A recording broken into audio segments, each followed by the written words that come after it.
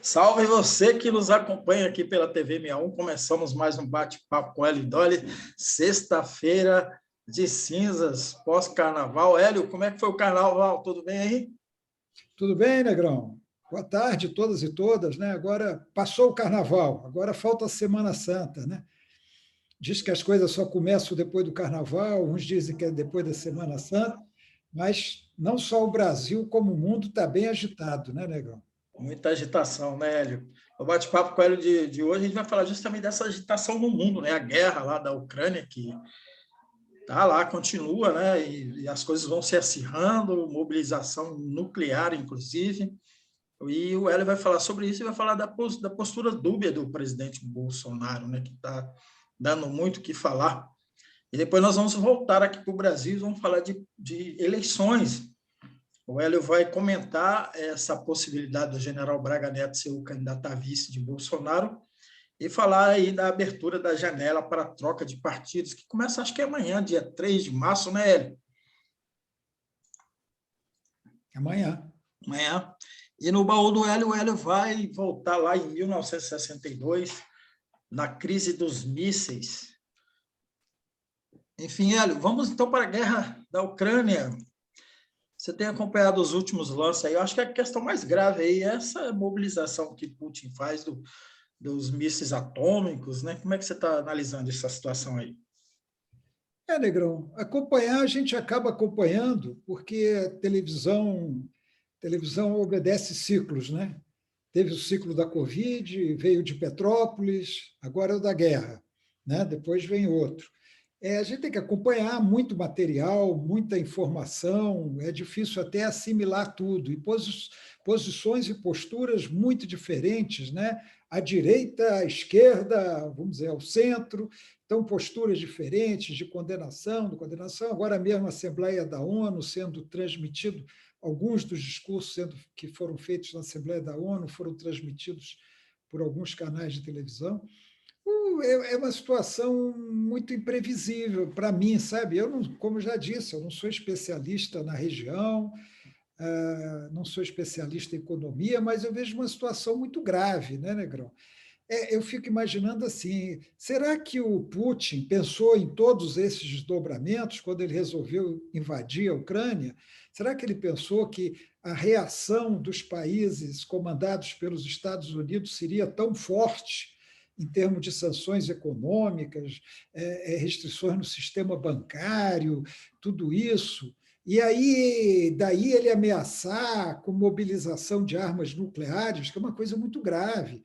Quer dizer, você usar arma nuclear a essa altura é provocar uma guerra mundial de consequências imprevisíveis, né? Porque é uma guerra de destruição total.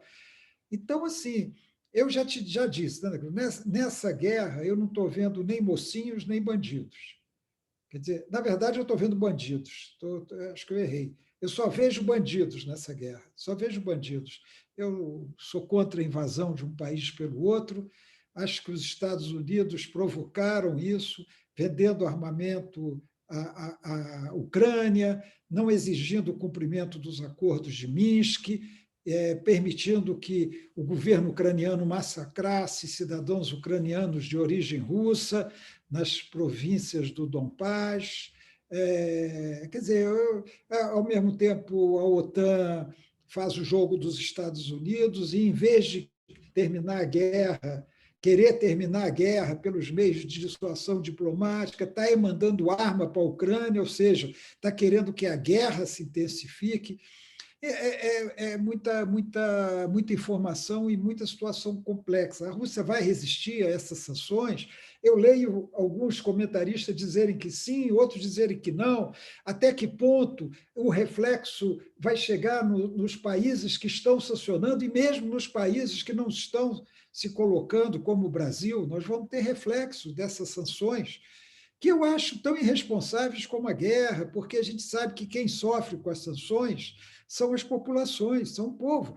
Cuba não invadiu ninguém, não provocou guerra com ninguém e está sofrendo sanções dos Estados Unidos desde 1961.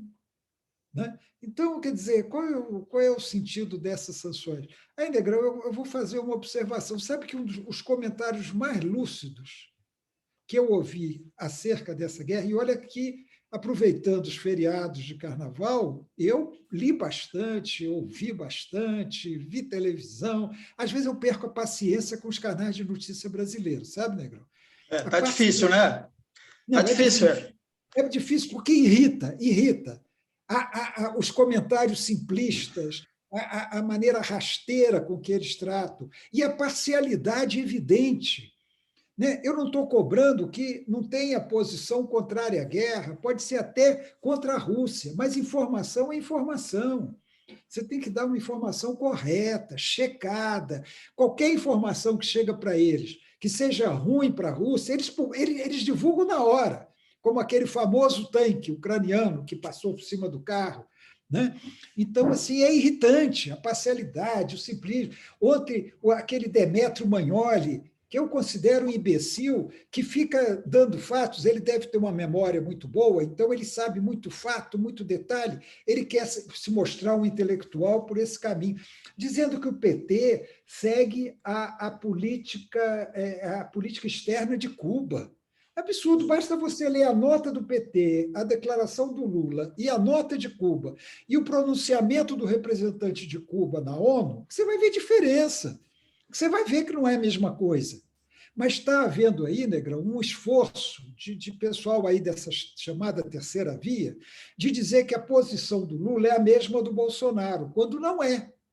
Não é a mesma posição. A gente pode falar disso, mas eu estava falando, Negrão, um dos comentários mais sensatos e de uma pessoa que você vê que conhece foi o de um general português, um general da reserva de Portugal, Olha, Raul Cunha. Eu fui atrás do currículo dele, sabe, Negrão? O cara tem autoridade para falar. Ele já teve na guerra da Iugoslávia, ele já teve em organismos da ONU, da OTAN, já teve na OTAN, ele já teve com as Forças Armadas Portuguesas em diversos países, em missões em diversos países.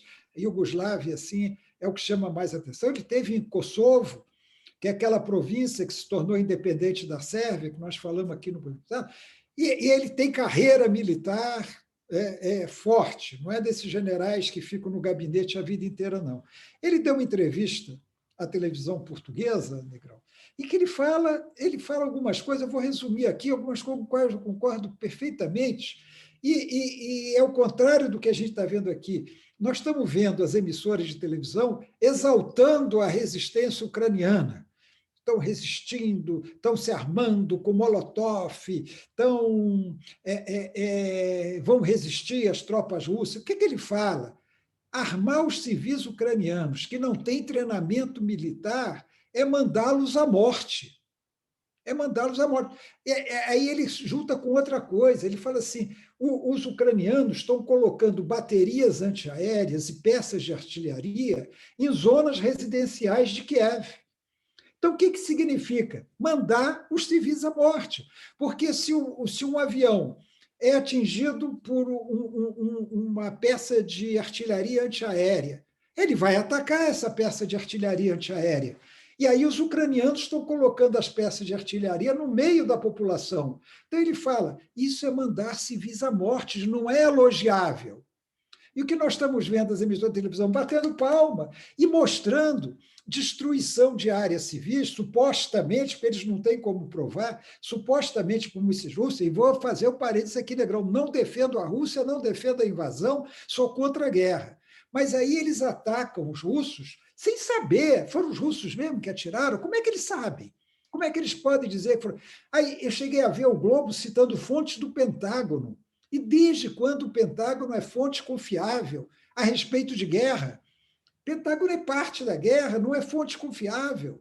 Né? Então, esse general fala isso: olha, o governo ucraniano está fazendo um convite a haver baixas civis, está aclarando a situação. Isso não é heroísmo, não. É heroísmo individual das pessoas. Os ucranianos que estão se dispondo a resistir são elogiáveis. estão mostrando resistência, defesa do país deles, defesa da nação ucraniana. É elogiável essa vontade de resistir, de fazer... Mas o governo é irresponsável ao alimentar isso. O governo tem que se defender com suas forças armadas, a não ser que os civis fossem treinados militarmente. Por exemplo, em Cuba, há treinamento militar para civis, porque eles estão sempre achando que podem ser invadidos pelos Estados Unidos. Então, tem treinamento. Então, os civis mobilizados para resistir são treinados para isso. Mas não é pegar uma dona de casa, uma arquiteta, um engenheiro, que nunca deu um tiro para fazer uma resistência. Garotada de 16, 17, 18 anos, que não tem a menor ideia de preparação militar para resistir. E assim, o general coloca isso no ponto.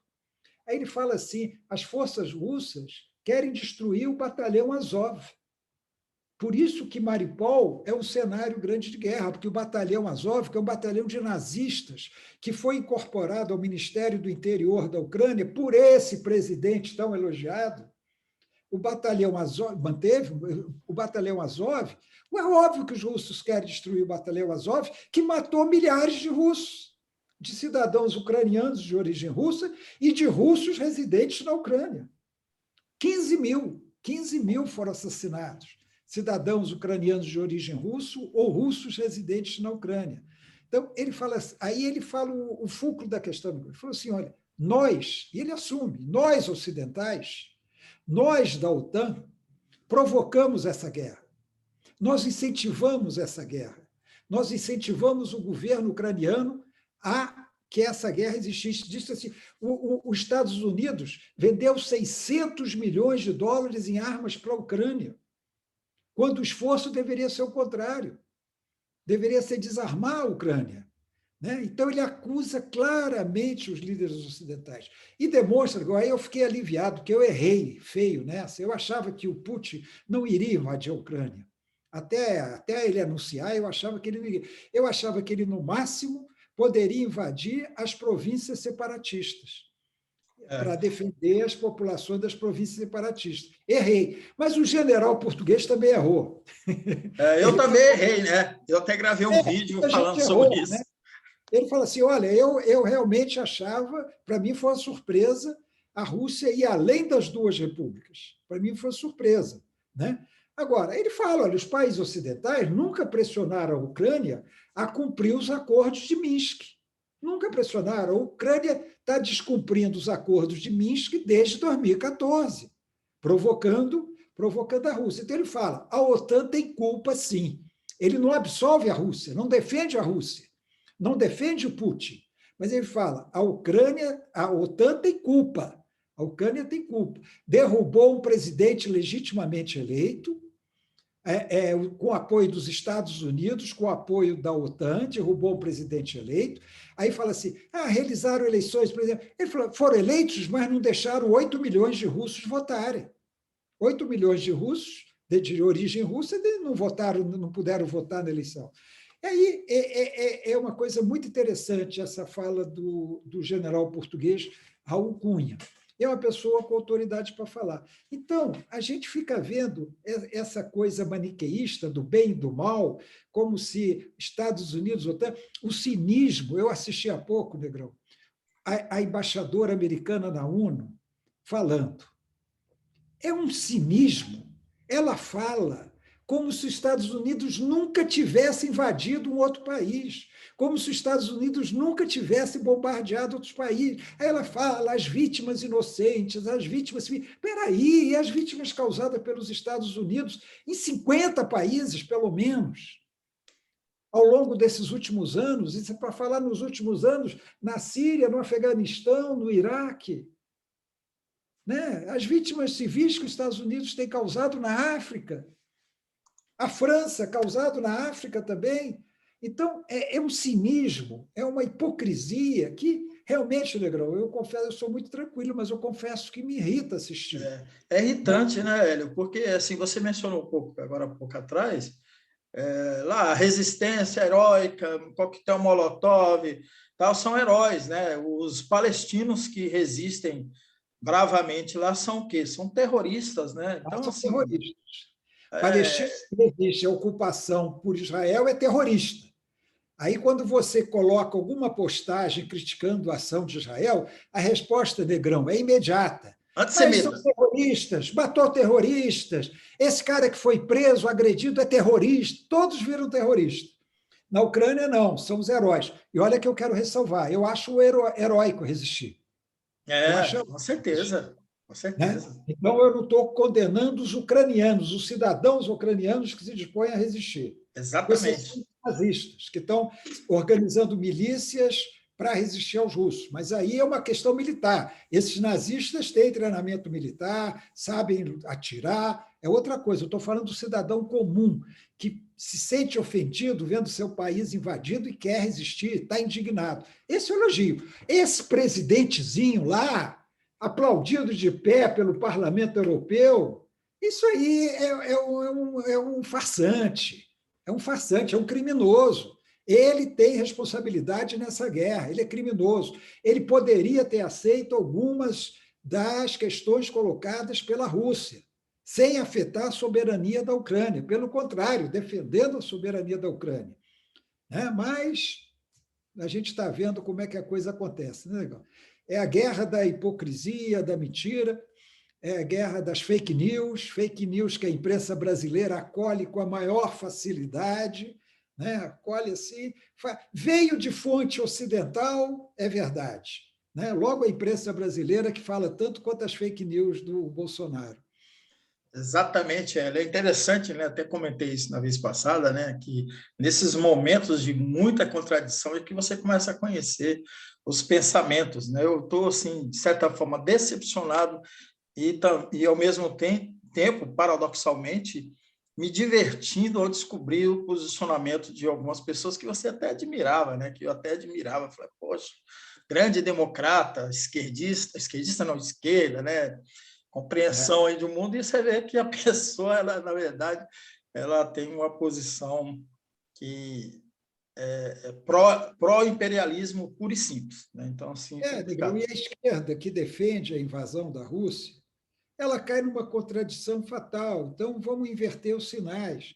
Se a Rússia se sente com direito de invadir outro país porque lá tem nazistas, estou simplificando o raciocínio, e porque não gosta do governo daquele país, essa esquerda está dando autorização para os Estados Unidos invadirem um país em que eles acham que tem muito comunista e que não gostam do governo daquele país.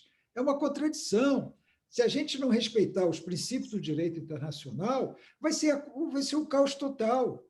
Né? E os Estados Unidos, do mesmo jeito, eu vou usar um termo que não é muito adequado, mas para simplificar, se a Rússia considera que a Ucrânia está no seu quintal, e por isso ela pode invadir a Ucrânia, os Estados Unidos podem considerar que Cuba ou a Venezuela estão no seu quintal e que podem invadir Cuba ou Venezuela. Se você está legitimando esse tipo de procedimento. É triste ver a esquerda. Agora mesmo eu entrei numa polêmicazinha pequena, Negrão, o cara comparando a guerra no Saara Ocidental, em que o povo sarauí está defendendo o seu território ocupado, como os palestinos, está defendendo o seu território. Não atacou, não invadiu nenhum país. Não invadiu ninguém, está defendendo o seu território contra o invasor, que é o Marrocos. Aí o cara compara, ironizando, olha, esses pacifistas também são contra a guerra do Saara, tal. Então, assim, eu respeito os pacificações, a luta é inevitável, como no caso do Saara, como no caso dos palestinos, que têm suas terras ocupadas. Mas eu sou contra a guerra de conquista, a guerra de invasão. Muito bom, vamos voltar aqui para o Brasil, Hélio Dolly. Vamos falar de eleição, né? A gente está aí já entrando na abertura da janela para troca de partidos. Queria que você comentasse sobre isso e emendasse aí nessa possibilidade do general Braga Neto, o ministro da Defesa, ser o vice de Bolsonaro.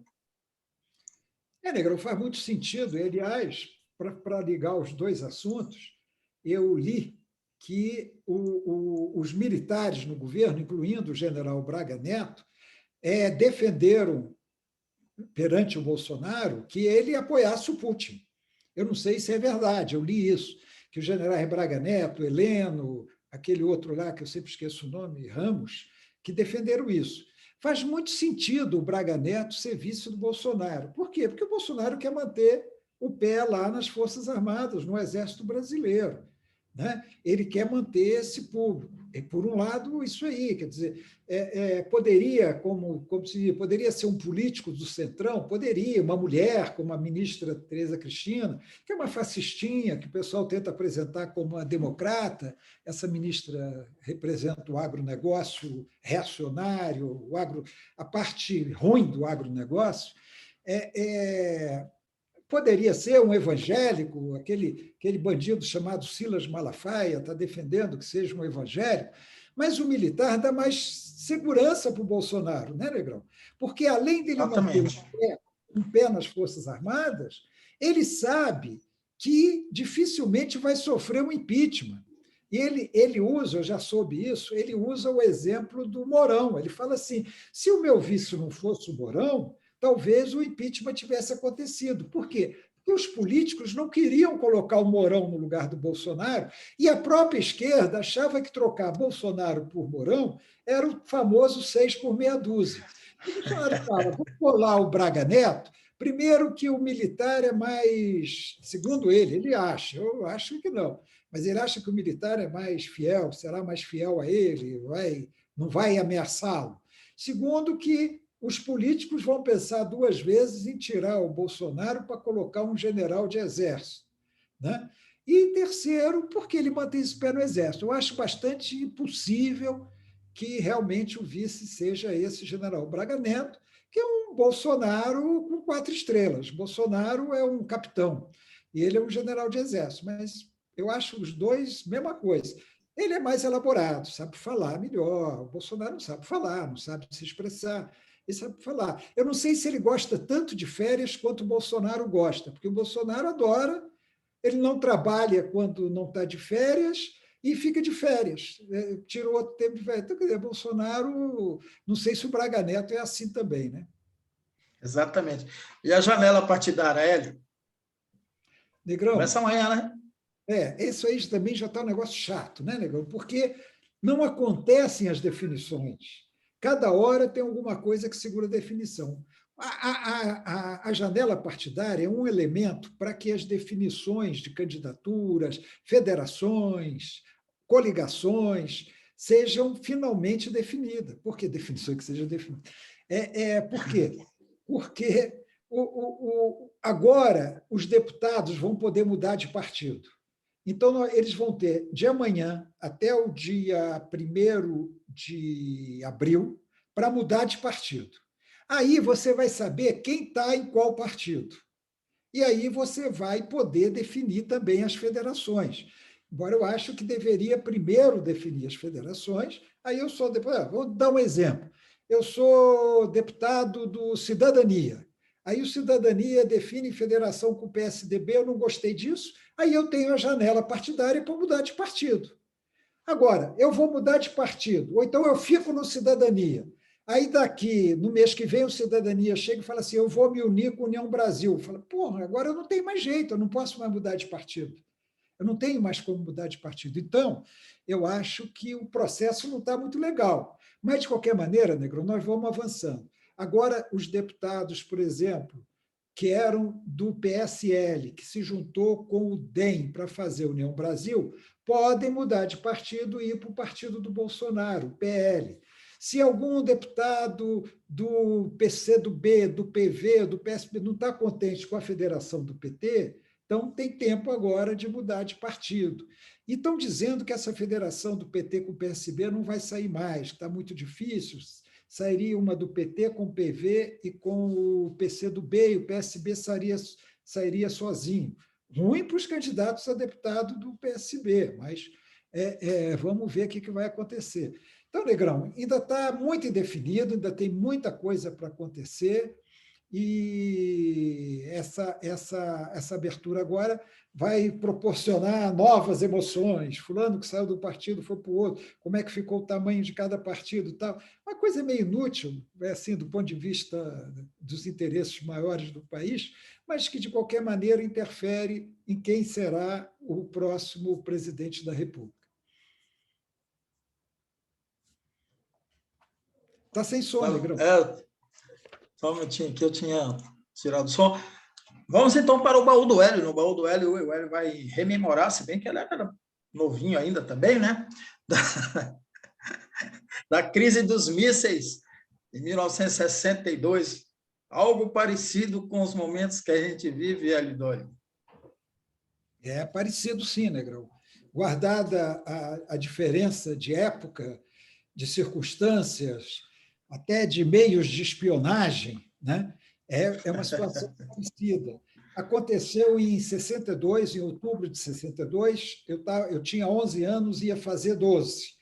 É engraçado é que a invasão de Baía dos Porcos, eu não me lembro de muita coisa, mas da crise dos mísseis eu me lembro de bastante coisa, até porque eu tinha hábito de assistir televisão, meu pai comentava essas coisas em casa, e meu pai era assinante no Rio do jornal O Globo, sabe, Negro? Então, a gente sempre tinha jornal. Como o Globo não saía domingo, no domingo meu pai comprava o Correio da Manhã.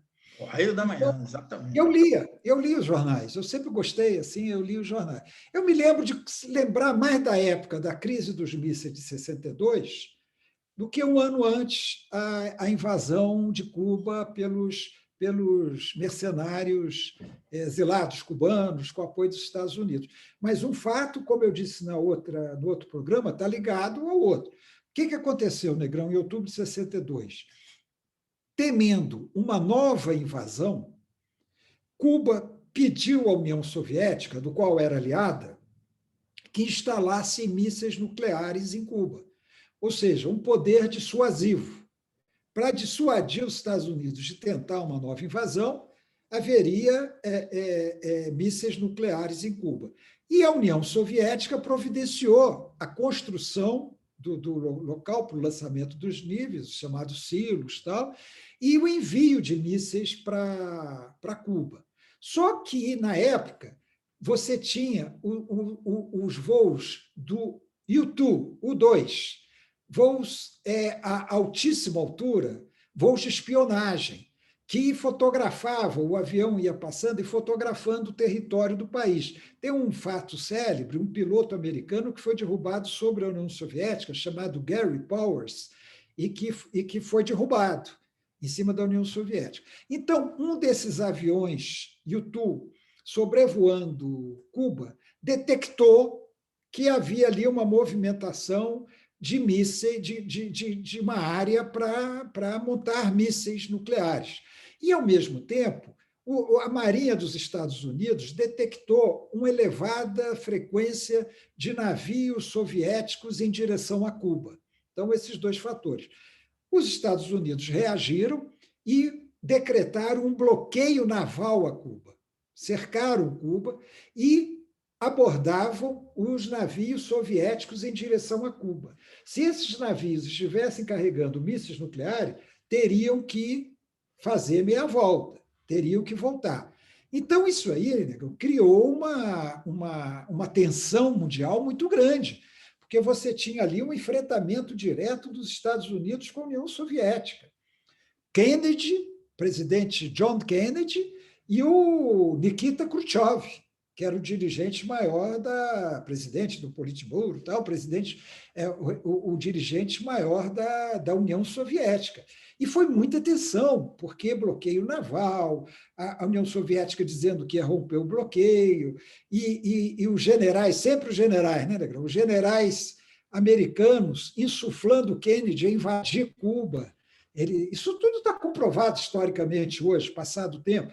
Eles insuflavam, o Estado-Maior do Pentágono queria invadir Cuba, que era uma ameaça aos Estados Unidos. Negrão, a distância entre o território cubano e o território americano é de 145 quilômetros. É menos do que daqui a Goiânia. É menos do que de Brasília a Goiânia. Verdade. Então, foi um movimento grande. E a coisa se acirrou, Negrão, quando Cuba derrubou um avião U-2 em final de outubro, e o piloto morreu, o piloto americano morreu.